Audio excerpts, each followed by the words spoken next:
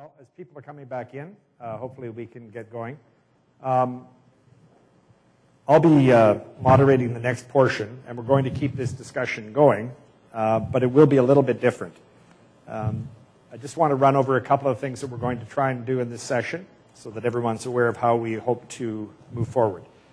Several weeks ago, when we were planning this event, we put out a call to universities from all three countries to send us a video statement or some sort of intervention addressing an issue related to community and ecosystem resilience. We asked questions on these themes on Facebook and Twitter, and we received a significant amount of feedback. So for the next hour and a half, we'll be sharing these interventions and questions, and from time to time, we'll turn to our council and to you to keep the discussion going. Like last time, if you have a question, fill it out. You've seen how that works. We'll add it to the list. Like last time, we're scanning our social media feeds to take questions from those watching online. We have a number of questions already, and given the program and given the elements that we have, I'm certain that we won't be in a position to answer them all. I'll do my best to summarize and to cluster these. I encourage you to keep your interventions and questions short and specific and to the topic at hand. And I will be exercising my prerogative as the moderator to ensure that that's the case. And moreover, I would also encourage our panel to interject at any time, but I would also encourage you that if you don't feel that you need to respond to a particular question, let's move along. So you're not on the hook for everything every time, and we hope that we can move along. So as I mentioned, we have some interventions from universities and academic communities, and we're very fortunate today to have a couple of these outstanding representatives here with us in person. So our first presenter is Payton Williams. Payton Wilkins, thank you. And Payton is a student at Dillard University and will be describing community vulnerabilities and resilience projects right here in New Orleans. Payton? Hello. My name is Payton Wilkins, and like he said, I'm a student at Dillard University, sophomore. I study political science and history, and I minor in finance and economics. So before I get started, I just want to give you guys a brief story about how I came to Dillard University. I originally started in 2008. During 2008, we had Hurricane Gustav. And as a result of the hurricane, we had to evacuate our campus. We went to Centenary College, which is normally a 7-hour drive north in Shreveport, Louisiana. Due to all the traffic, it turned out to be 12 hours.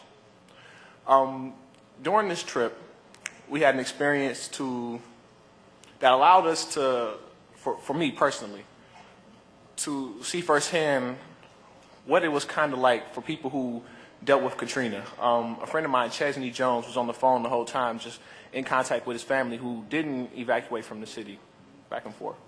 So we left Centenary College, came back to New Orleans. The city was desolate. Our campus was destroyed. We had branches everywhere. In my dorm, there was a horrible smell, partially to my fault. I forgot to take out the food from the freezer. But yeah, I just wanted to let you guys know that. So just to get started, the pointer. So at the Deep South Center for Environmental Justice, we address resiliency and, well, excuse me, I'm nervous. First time in the front of a crowd this large and with this many important people. But so yes, we address resiliency with the community several different ways. I'm going to talk about just 3 of them. The first one is through seminars and workshops. Our second one is through our Students of Environmental Justice Club. And our third one is with the wetlands and toxic tours. So through our seminars and trainings, the Deep South Center for Environmental Justice organizes healthy rebuilding. We promote infusion of sustainability and equity. We also introduce sustainability and equity concepts to students by students.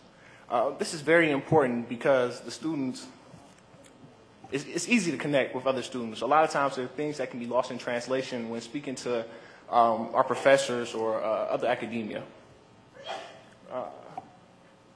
We also encouraged to integrate community outreach and support initiatives into program activities.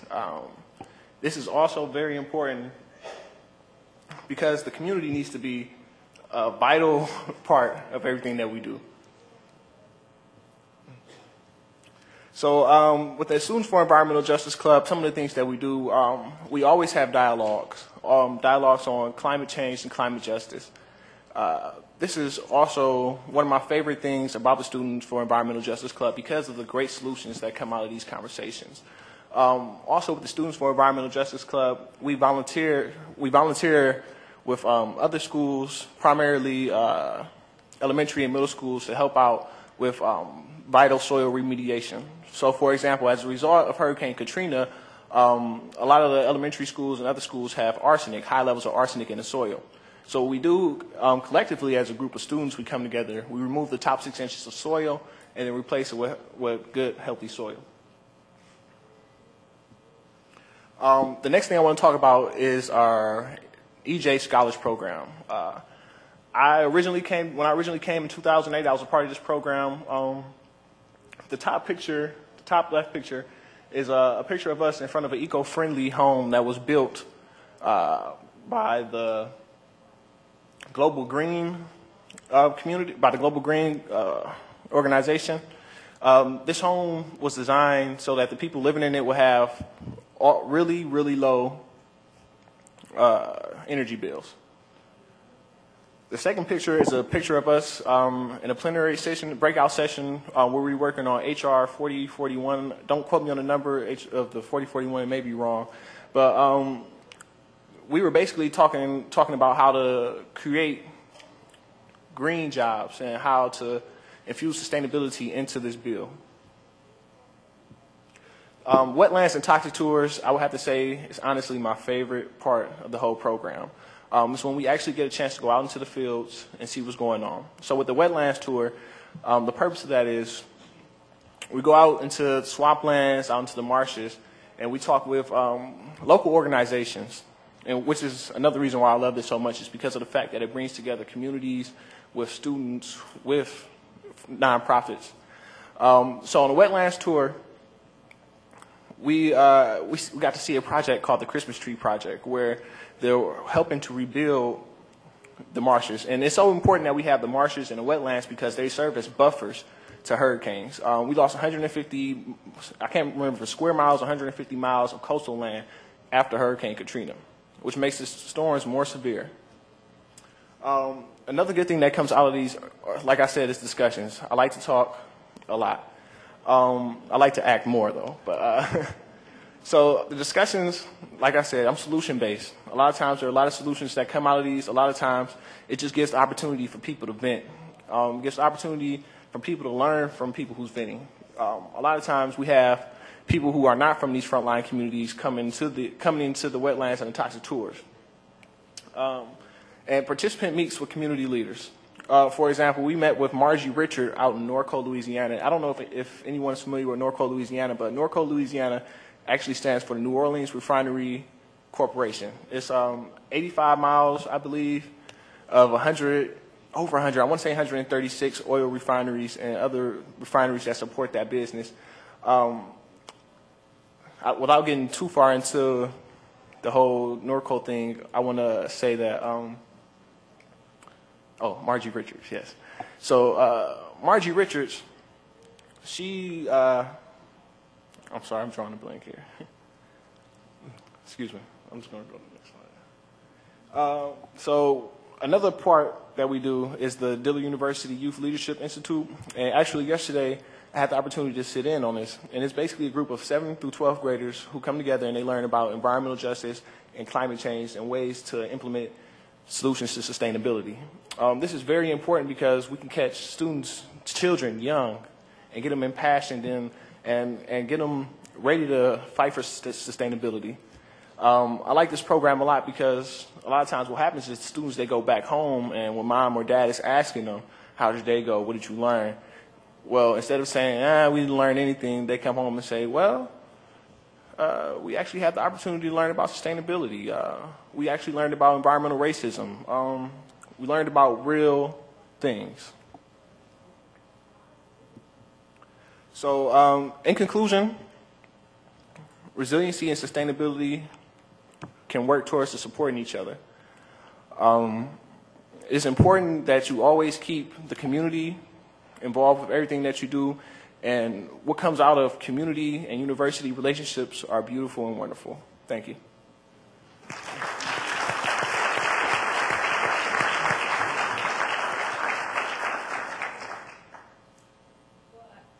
I'd like to go first, if my fellow council members don't mind.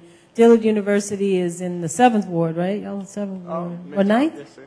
Midtown. I grew up in the 9th Ward, but Dillard's right next door. I first want to start by just giving real credit to Dr. Beverly Wright, a MacArthur Genius Award winner, who has been committed to the city and to teaching young African-American students at Dillard, but throughout the region. Obviously, you're now expanding to 7th to 12th graders, middle school and high school, making them understand their connection in an urban environment to the issues of sustainability. I think when we talk, one of the things that we heard in Rio that was so powerful was that more people live in urban areas now in the world than in rural areas. A huge shift. And much of the lifting of people out of poverty around the world that's happening is happening as people move from rural environments, agricultural environments, in many cases, into cities. So to the extent we get it right in cities, we'll be affecting 85% of the world's population. And so Dr. Wright's visionary work with you, Payton, and with your fellow students is really a part of that. So it's a preparation for what we will be dealing with, whether it's climate change related and adaptation, or whether it's related to the issues of ensuring that we take issues like clean water, dealing with human waste, dealing with garbage, and turn them into opportunities for renewable energy or for recycling, which every one of those are opportunities for jobs. That's the vision of resilience. It's also the vision and spirit of this city. So I'm really proud that you came up here. I'm glad that people got a chance to hear about the work that's happening at Dillard. It's been happening for a very long time, before the storms. But the storms really highlighted the need for us to speak to our people here and around the world about their connection in the urban environment to the issues of environment and climate change. So thank you. Administrator, before we go on, I think, though, that it might be useful to hear from one other person. In the last 2 days during the workshop that you've referenced here today with the JPAC, we were privileged to have Maureen Lichtfeld from Tulane University, also here in New Orleans. And Dr. Lichtfeld has spent, as I mentioned, the last couple of days discussing this issue with all of you here at the workshop. And I would ask her if she might summarize her perspective on the environmental health threats that are facing vulnerable populations. Dr. Lichtfeld, please. Thank you. And please stand. Yes, thank you. yesterday, or actually on Monday, I was privileged to welcome you all to the most resilient city in our country. And I was immediately challenged that that might not be the case. And so we'll bring it on. We'll talk about that. But our mayor very appropriately talked about what we are doing currently. Today, I bring you greetings from Tulane University, a university, the oldest school of public health and tropical medicine, the only school of public health with a tropical medicine department, and with students from 42 different countries, including the countries that are joining you, Administrator Jackson, today on the podium, where every student after Hurricane Katrina, must complete 120 public service hours, community service hours, before they can graduate. And so when my son was asked what he did over the weekends in a seminar, in a workshop that I did for new parents, he looked at the incoming parent and said, some things I can't tell you because my mom is here, but other things I can. And what I do every Saturday is join Habitat for Humanity in the St. Bernard Project to help build homes for communities who have yet to recover from Hurricane Katrina. So that's the kind of student that we're graduating from Tulane. I hope that from the JPAC meeting comes a greater emphasis on public health in the final report, because this entire day we talked about real people. And so we hope that the real people, and particularly their culture, is reflected in the final JPAC report. So what are some examples of our making sure that science works for communities? I'd like to share two with you, and then I'll ask the esteemed panel a question. First is, right after Katrina, 80% of the city of New Orleans was flooded. We had thousands of homes flooded, and then therefore we had mold in them. The question that we were asked is, what will happen to children who already are diagnosed with asthma, exposed to those high levels of unprecedentedly high levels of mold? What we were able to measure is that in our children, compared to all the other cities in the United States, we had the highest level of allergy to 4 of the 14 different mold species that we've measured. And in addition to mold, there were a number of other asthma triggers present. We were able to work with the community on solutions that would work for them, not what we scientists thought would work for them, and put in place a set of asthma counselors who could help with the intervention. Secondly, after the Gulf of Mexico oil spill, communities asked us 3 questions. One is my seafood safe to eat? Secondly, is the air, particularly in my house, safe to breathe? And thirdly, what will happen with the new generation of children that are born after the oil spill? And so we worked with communities, not to communities, but with communities, to put together a proposal that was funded. And so we are, in our first year, addressing those very questions. On Monday, I shared with you some practice-based, some evidence-based strategies that work. One of those is teaching and training community health workers not to address community needs only, but really to work on their assets. And so today I can tell you that we will be placing 40 hired community workers, not volunteers, in 17 counties and parishes affected by the oil spill from Louisiana to Florida. So that's real community work and community success. So now for the question. So we know that communities that face historic burdens of health disparities are everywhere. They don't know borders. And so the solutions that the CEC or the JPAC must come up with also cannot know borders. Secondly, we also know, as we heard today, that the health of the ecosystem is really inextricably linked to the health of communities. We can't have one without the other. So in that vein, then, how can we address both the environmental health threats and opportunities in a way that is sustainable, that communities can participate across the Americas, especially dealing and helping our vulnerable communities, whether they're in Alaska, in Mexico, or right here in New Orleans? What are the plans of CEC to make that happen in an integrated, community-driven, sustainable fashion? Thank you. Thank you, Dr.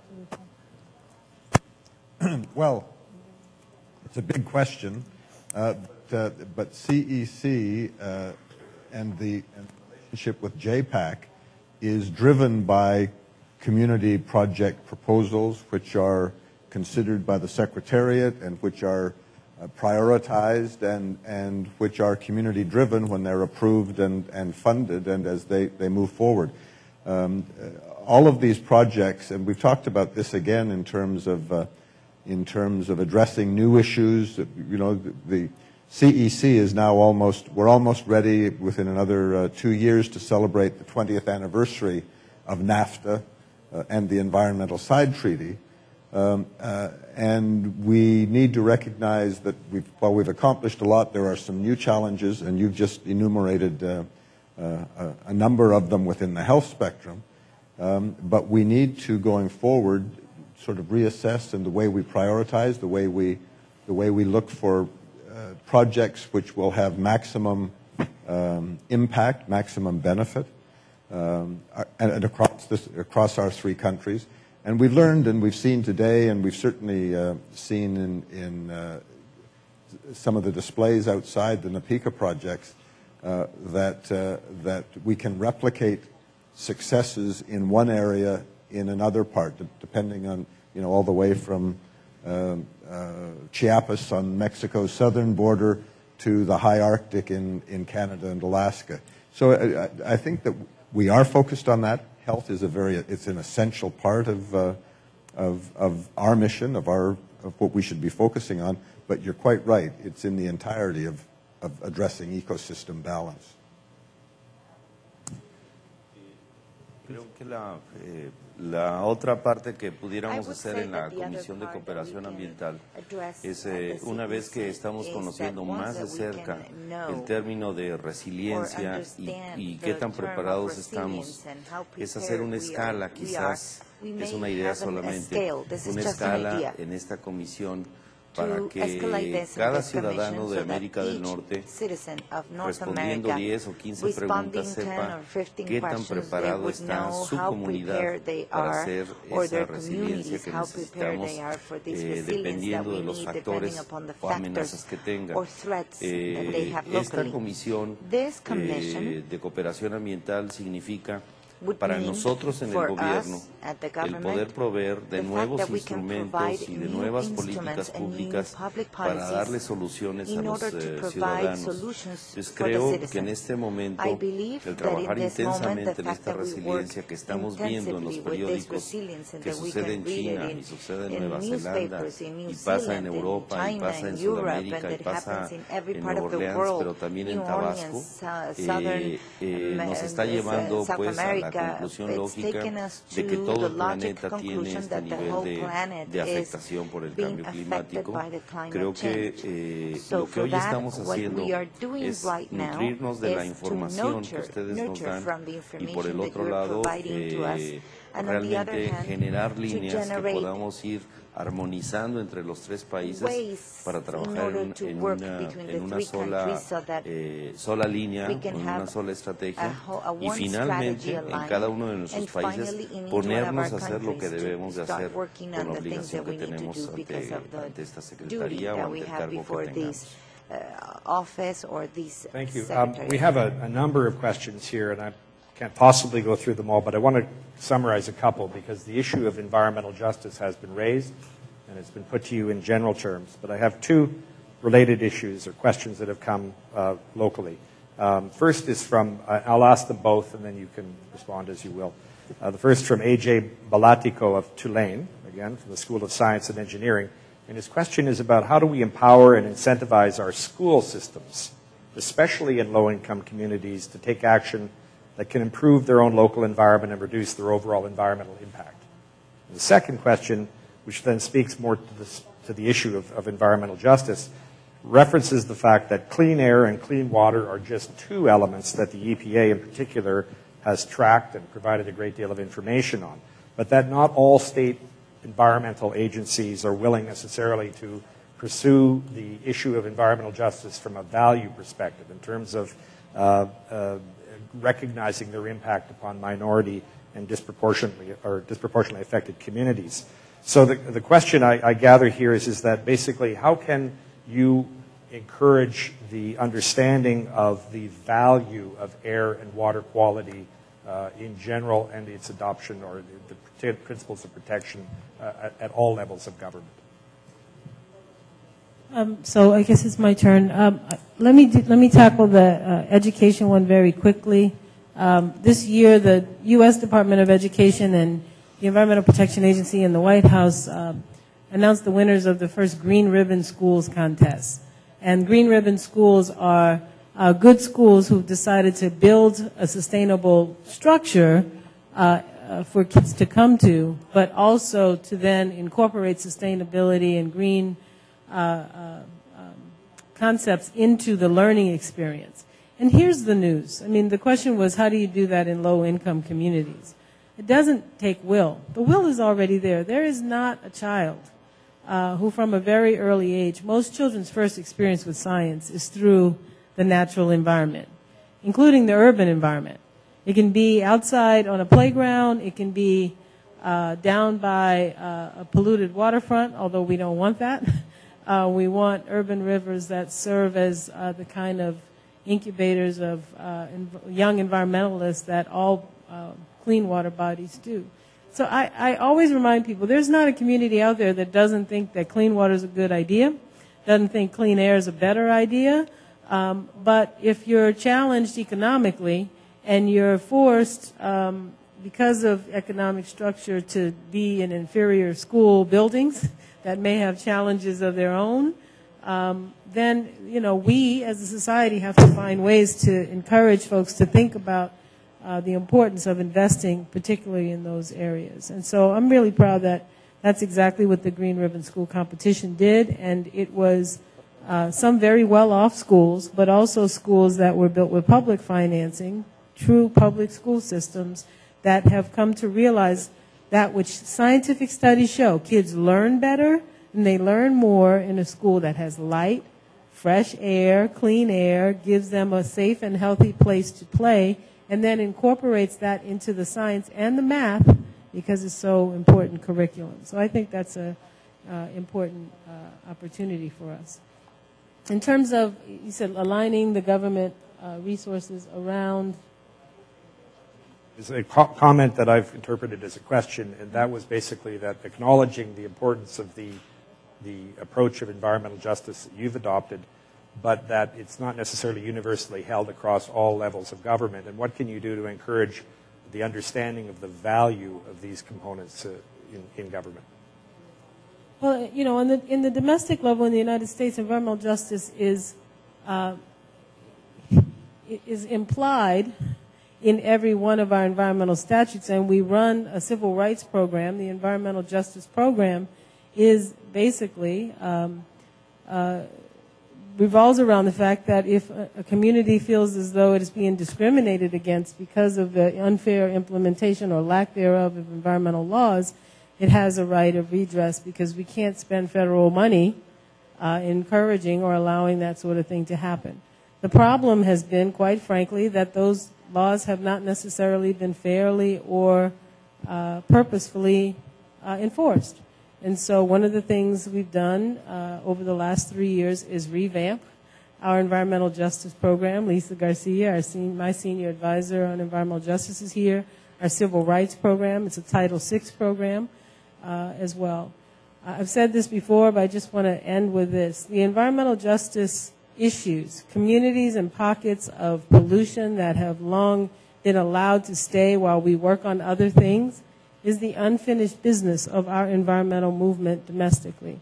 That includes tribal nations, that includes our border communities where you know, people are still trying to get clean water, deal with wastewater, our rural communities where people they have to choose between paying to clean up arsenic or not, and some of our urban communities where a child standing on a street corner may be exposed to higher level of soot and diesel particulates than a worker in the dirtiest factory. So we have work left to do. We've made some progress, but it requires a federal government that will implement the laws. And for those places where people are skeptical of the need to do that, information is extremely empowering. I want to take this out to a somewhat broader level. Minister Kent? Please. Just speak to that, to the point of regulation that Lisa mentioned. And we need to remember that it's not just First Nations communities or disadvantaged, poorer communities that need sometimes to be given a hand up in terms of environmental justice. We'll be releasing, my department will be releasing in the next couple of weeks, new national wastewater regulations that we've developed with the provinces and territories, because wastewater management is our biggest problem in Canada to clean water. And it's not, as I said, just impoverished remote communities that need assistance in lifting their wastewater management standards. Some of our largest urban cities have been less than responsible over the decades in terms of their wastewater treatment. And we've mentioned this in discussions too, where they they thought better wastewater management would sometimes simply mean extending a longer pipe into either the Atlantic or the Pacific Ocean and pumping the raw sewage in that direction. So regulation is a key part of environmental justice, but it covers the full spectrum of our communities, both communities which we look at as wealthy and sophisticated, but are not always up to the standards that we should demand. Well, speaking of coastal waters, one of the things, as I mentioned, I'd like to take this out a little bit broader. And we've heard about the Gulf. We've heard about the issues pertaining to water quality. And at a continental scale, of course, our three countries share responsibility for the stewardship of the marine environment. And at this point, I'd like to hear from one of our Northern University interveners, Dr. Brad DeYoung from Memorial University in Newfoundland, Canada. We have a very short clip of Dr. Young, if we have that ready. Good day, and thank you for this opportunity. We need some sound. As an oceanographer, I'm going to talk about regime shifts. These are sudden, dramatic, and persistent changes in ecosystems that have been seen around the world. In Newfoundland, it's a very...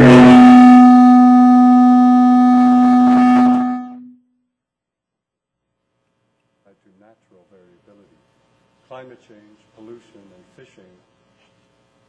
Good day, and thank you for this opportunity. As an oceanographer, I'm going to talk about regime shifts. These are sudden, dramatic, and persistent changes in ocean ecosystems that have been seen around the world. In Newfoundland, associated with the collapse of the Northern Cod, in the Black Sea linked to overfishing and pollution, and in the North Pacific tied to natural variability. Climate change, pollution, and fishing all stress the oceans, making these changes more frequent. We need new approaches to ocean management and science. I'm asking you, as ministers of three countries with strong bonds to the ocean, to support a marine ecosystem program for North American waters for the study and observation of regime shifts leading to improved ocean management. Our interconnected oceans need our joint action. Now, Dr. DeYoung makes an interesting point. He talks about human activity affecting our shared waters. We've just received a video contribution from someone at the complete end of the spectrum that I think would make a very good pair with this. And that is from, if I have the name correctly, Alyssa Chung, a winner of this year's Coastal America's Ocean Art Contest recently in Washington. So if we could play that, and then I'll ask the panel to respond. Hi, my name is Alyssa Chung. I would like to ask my Environment Minister this question. I heard on the radio that every nation controls 200 miles of ocean outside our borders. But beyond 200 miles, it's a free-for-all. For my visit to Washington, D.C., ocean stewardship means protecting something that does not belong to us. What is Canada doing to ensure that the ocean is being protected at home and abroad? Are there any examples of where Canada is being role model? So I'm sure that Lisa doesn't want to share her comments only with you, Minister Kent, but I would ask that you would perhaps begin. Well, thank you for that lob question. I can share some of our good news, and it's a very good question. Canada, in the last few years, our government has instituted, building on our 125, 126-year history now of terrestrial national parks and protected spaces. We've embarked on a program for national marine protected spaces, very large. The first one is associated with Haida Gwaii, where from the mountaintops of the Queen Charlotte Islands First Nations of the Haida traditional lands to the ocean bottom in the waters surrounding, we've declared a protected area. We're in the course, in the process of a similar protected area in the southern Georgia Straits, the so-called Salish Sea near Victoria, and in that area, which will accommodate both protection of the waters and the fish, the habitat, as well as still allow limited and responsible sport and commercial use of those waters, supervised. We're doing the same in the high Arctic in Lancaster Sound. But the point that Alyssa made is absolutely valid, is that not only are none of our countries islands, neither are our international waters separate from the impact of events and actions that take place on the 200-mile limit. So what we do, all three of our countries in both, considering within the CEC what we can do within the waters that we're responsible for and control, we have to work in the larger international arena to ensure that other countries abide by and adopt similar responsible practices in terms of migratory fish stocks that may come in and out of our waters. There are any number of issues. This came up at Rio in some of the discussions. It comes up in the Arctic Council, which Canada will be honored to take over the chair next year. And it comes up in a broader consideration with regards to overfishing of a variety of species at risk in the oceans and best behaviors in terms of pollution, waste management, responsible stewardship of the oceans right around the world. Okay, well, thank you. Sorry, I would simply add that the President's done several things. The first was establish a National Oceans Council, the idea of which was of course, we are very mindful that we have the two oceans, but we have a third coast in the United States, which is the Gulf of Mexico. We happen to be here.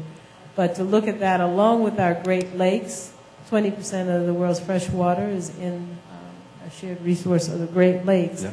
To look at those issues from the standpoint of everything from toxics, pollutions, to fisheries issues, to the competing desire to use and exploit the ocean's resources, and ideally in a sustainable manner, whether that be wind resources, energy resources, obviously living resources as well. And I think the challenge is there for the taking. I know one of the things the administration has, and this is outside my bailiwick to some degree, but prioritized work on the Law of the Sea Treaty with the U.S. Congress, which is intended to do exactly what Ms. Chung, young Alyssa, asked, which is ask how can we start to think rationally and logically about what happens more than 200 miles off of our shores, because we have to have a way of interacting in resources that in many areas of the continental United States extend where our interests extend. One great example of that is the emissions control area process. Because of joint work, which we continue to do and which we're now doing with under Secretary Elvira's strong leadership, EPA was very proud to work in the International Maritime Organization to require that vessels, as they approach the shoreline of countries, switch to much less polluting oil, less than 1,000 parts per million of sulfur dioxide. We estimated that by doing that switch on the West Coast, near California, the air quality impacts in the continental United States would extend to the middle of the country, all the way to Kansas, obviously because the predominant winds blow that way. So that simple action, being able to think more globally about boundaries, artificial boundaries in some cases in the water, and how to manage them in a way that makes sense, is very important. And I do want to take this opportunity to thank Secretary Elvira for his leadership and salute him and his staff for moving forward on similar initiatives for Mexico. Well, in case you think we're leaving Secretary Elvira off the hook, we have a presentation and a question specifically from Mexico. So I'd like to move to our next university contribution, which comes from Professor Federico Llamas from the Universidad del Medio Ambiente in the Valle de Bravo, concerning watershed economics and watershed economies. And I'd remind everyone that this presentation, this intervention, is in Spanish, and you may wish to take advantage of the interpretation service to that end. So if we could just hear that, and then there's a question for Secretary Elvira at the end of this. Buen día, mi nombre es Federico Llamas Vidales, Federico Vidal is the director of the University of the Environment. We're specialized in environmental subjects. I would like to take this opportunity to thank the CEC for letting us participate in this forum. I would like to talk about the basin economies. This is a concept that has to do with local economies. This is proposed throughout the world as one of the basic solutions for the environmental issues. I would like to contribute with two additional concepts: solutions based on the basin's logic, and to make efforts in order to have sufficiency in water, foods, and efficiency and energy. This concept talks about taking the basins as the basic design for our political organization, as well as economic and social organization. Normally, we respond to historic and cultural events. We do not normally recognize the relationship between the society and the economy. If we now base in using the basins, we are going to be able to manage better the natural resources that we have, as well as the political and other resources. Practically any citizen should have a clear understanding of the best basin that they live around, where that comes from and where that water goes to. This should be part of our education, and it should inform about the policies, laws, cities, buildings, and businesses should take this into account. This is something that now is getting a lot of recognition. At the CEC, they're taking this information to do their work. I want to share this map that the CEC made, where you can see all the basins of the region, and countries such as Brazil, Canada, New Zealand, the United States, and Australia are now integrating what they call environmental basin network. Once we understand our basins, we need to establish priorities in terms of the different challenges that we face. From our perspective, we have three objectives in order to give sustainability to a basin. Basing on food, on energy, and first of all, we need to talk about water. It is vital that the basins are able to supply drinking water in a self-sustainable way. Right now, we have countless numbers of basins that depend from other areas for the supply of this liquid. For example, the amount of water of Mexico City would be enough so that 33 million people could live there. However, due to bad historical decisions, the city needs to import 36% of water from other basins, and they are depleting the water. And now we need to talk about food. Globalization has caused that communities, cities, and even whole countries depend on far countries to get this supply. 50% of the income of the place is invested on this. Finally, let's talk about energy. As we have a capacity to generate renewable energy in a place, the community will be able to solve water, transportation, and other needs, other basic needs, in a more efficient way, in a faster way.